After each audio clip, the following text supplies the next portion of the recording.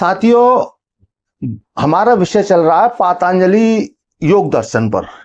तो आज पातंजलि योग दर्शन के साधना पाद के 7वें सूत्र को समझेंगे है ध्यान के लिए।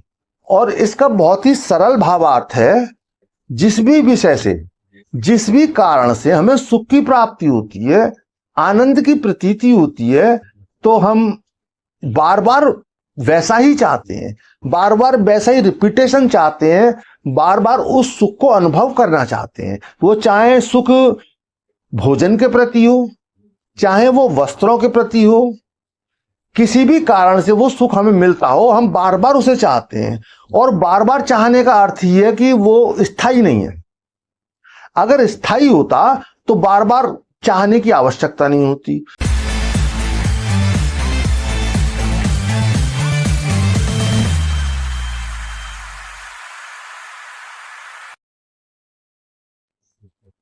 साथियों, मैं योगी हमदर्द गिरी आप सभी के चैनल योगी हमदर्द गिरी में स्वागत करता हूं। आप सभी को बहुत बहुत प्रेम। साथियों, हमारा विषय चल रहा है पातंजलि योग दर्शन पर। तो आज पातंजलि योग दर्शन के साधना पाद के 7वें सूत्र को समझेंगे। 7वें सूत्र में पातंजलि ऋषि क्या गहरा सूत्र दे रहे हैं और क्या उसकी गहरी व्याख्या है। यहां पातंजलि ऋषि कह रहे हैं सुखानुसई राग, सुखानुसई राग। तो इसके शब्दों के अलग अलग अर्थ समझ लेते हैं, फिर इसकी गहरी व्याख्या समझते हैं। तो पहला शब्द है सुख। सुख यानी आनंद, सुखद अनुभव, जो हमें सुख की प्राप्ति होती है, वो सुख। और दूसरा शब्द है अनुसई। अनुसई यानी अनुसरण करने वाला, पीछे पीछे चलने वाला। और अगला शब्द है राग, यानी मोह, आसक्ति, हमारी किसी विषय में आसक्ति का हो जाना।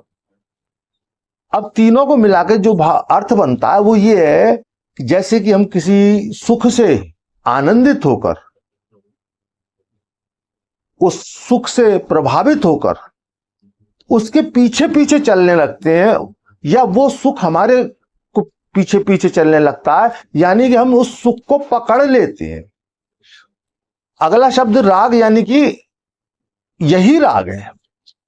और यही राग समाधि की गहरी अवस्थाओं में पहुंचने के लिए बहुत बड़ा क्लेश है। पिछले आप क्लेश समझ चुके हैं। ऋषि के अनुसार बताए हुए जो क्लेश हैं, जो बाधाएं हैं, उनको आप समझ रहे हैं, पिछले समझ चुके हैं। अब हम समझ रहे हैं राग के बारे में। तो राग भी एक बहुत बड़ा क्लेश है, बहुत बड़ी बाधा है ध्यान के लिए। और इसका बहुत ही सरल भावार्थ है, जिस भी विषय से, जिस भी कारण से हमें सुख की प्राप्ति होती है, आनंद की प्रतीति होती है, तो हम बार बार वैसा ही चाहते हैं, बार बार वैसा ही रिपीटेशन चाहते हैं, बार बार उस सुख को अनुभव करना चाहते हैं। वो चाहे सुख भोजन के प्रति हो, चाहे वो वस्त्रों के प्रति हो, किसी भी कारण से वो सुख हमें मिलता हो, हम बार बार उसे चाहते हैं। और बार बार चाहने का अर्थ ही है कि वो स्थायी नहीं है। अगर स्थायी होता तो बार बार चाहने की आवश्यकता नहीं होती। तो जो अस्थायी सुख है, अभी आपको समाधि की अवस्थाओं में बहुत गहरे सुख और आनंद की अवस्थाएं प्राप्त होंगी, इसलिए मैं यहां स्पष्ट कर दे रहा हूं, ये सुख और उस सुख में भेद है। उसके व्याख्या में अलग बताऊंगा आपको, यहां इस तरह समझ लीजिए। तो ये सुख जो कभी स्थायी नहीं है, बार बार जिनके कारण हम आनंदित होना चाहते हैं, ये वो सुख है। और ये सुख हमें मिलते क्यों है? किसी विशेष घटना से, किसी विशेष भोजन से, किसी विशेष कारण से ये सुख की अनुभूति हमें होती क्यों है? तो यहां अगर हम वैज्ञानिक दृष्टिकोण समझें तो हमारे मस्तिष्क का जो डोपामिन सिस्टम है, जब भी हम कुछ भी सुखद अनुभव करते हैं, किसी भोजन के कारण, किसी भी घटना के कारण, तो हमारे माइंड में, हमारे मस्तिष्क में डोपामिन नाम का हार्मोन रिलीज होता है। और सुख का कारण वो डोपामिन हार्मोन है, ना कि वो कारण जिससे हमें वो सुख की, आनंद की प्रतीति होती है, जिससे कि हमें राग बन जाता है। और अगर हम, ये विषय आगे आएगा लेकिन फिर भी बोल रहा हूं मैं, तो जब माइंड में उस विषय के कारण डोपामिन रिलीज होता है, ये एक दोष है जो कि धीरे धीरे अभ्यास से ये हमारे सारे हार्मोन्स हमारे नियंत्रण में आने लगते हैं। तो यहां सिर्फ राग का परिचय देना था, ये सब आगे विषय आएंगे। अभी बस आप इतना समझ लें कि डोपामिन की वजह से ये स्थितियां आती। यहां अगर हम न्यूरोप्लास्टी के द्वारा भी समझें तो साइंस जो कहता है, न्यूरोप्लास्टी बार बार जो किसी क्रिया को करने से जो पैटर्न बनते हैं न्यूरॉन्स के, तो बार बार उन सुखों के अनुभव करने से वो पैटर्न स्थायी बनने लगते हैं। और जब वो पैटर्न स्थायी बनने लगते हैं तो वो हमें राग का कारण बनने लगते हैं। और ध्यान की अवस्थाओं में, गहरी अवस्थाओं में ये पैटर्न धीरे धीरे खत्म होने लगते हैं, पैटर्न अलग तरह के निर्मित होने लगते हैं।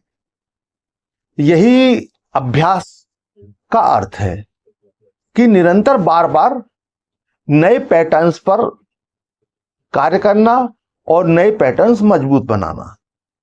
और बौद्धिक विज्ञान से समझें, आसक्ति यानी राग, राग के कारण ही हमें बहुत सारे दुख और क्लेश, भय, चिंता, सारे विकार मात्र एक राग के कारण, एक आसक्ति के कारण हमारे मस्तिष्क में पैदा होते रहते हैं, जो कि एक बहुत बड़ा विस्तृत स्थिति का निर्माण करते हैं। इसे इस तरह से भी मान सकते हैं कि जैसे कोई बच्चा यानी बच्चा, यहां सिर्फ आयु से अर्थ नहीं है, बच्चा कोई भी हो सकता है। दिल तो एक बच्चा है जी, बहुत ये सॉन्ग आपने सुना, मैंने भी आते जाते सुना, दिल तो बच्चा है जी। तो ये आप गहराई से समझिए, दिल वास्तव में बच्चा है। हकीकत है कि दिल बच्चा है। आयु हमारे शरीर की होती है, वस्त्रों की होती है, हमारे मन की, हमारे विचारों की, हमारे अंतःकरण की जो स्थिति है वो हमेशा हम बच्चे वाली है। यही कारण है कि हम नए नए खिलौने पकड़ते हैं और उनमें हमारी आसक्ति हो जाती है। जिस तरह एक बच्चा नए नए खिलौनों में स्वयं अपने आप को निर्मित कर लेता है, उन खिलौनों को स्वयं समझने लगता है, अपने आप समझने लगता है, इसी तरह हम नए नए विषयों को, क्योंकि हमारा मन तो बच्चा है ना, उन विषयों को स्वयं समझ लेते हैं, स्वयं मान बैठते हैं। तो उन रागों के कारण हमारे इंद्रियों के जो सुख प्राप्त होती है, तो उन्हें हम जकड़ लेते हैं, पकड़ लेते हैं और अपने जीवन का लक्ष्य ही उन्हें मानने लगते हैं। तो इस राग को किस तरह से खत्म किया जा सकता है, ये आगे बात करेंगे। ये आप समझ लीजिए, ये राग जो है, जो आसक्ति है किसी भी विषय के प्रति, ये एक क्लेश है। और जो समाधि में जाने से, उस स्थिति की गहराइयों में जाने से हमें रोकती है और हमारे लिए बहुत बड़ी बाधा है, यानी क्लेश है। तो साथियों, साधना पाठ के योग सूत्र 7 को आप ठीक से समझे होंगे, मैं ठीक से समझा पाया हूँ।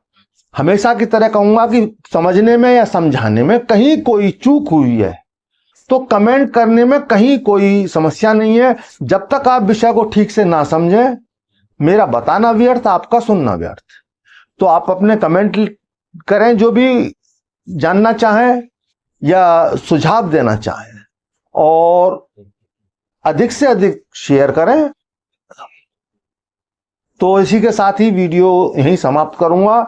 आप खुश रहें, मस्त रहें, तंदुरुस्त रहें, भौतिक जीवन में अत्यंत विकास करते हुए आध्यात्म के परिष्कृत अवस्थाओं में पहुंचे, उच्चतम अवस्थाओं में पहुंचे, आध्यात्म के शिखर छुएं। और इसी अभिलाषा के साथ आप सभी को बहुत बहुत प्रेम।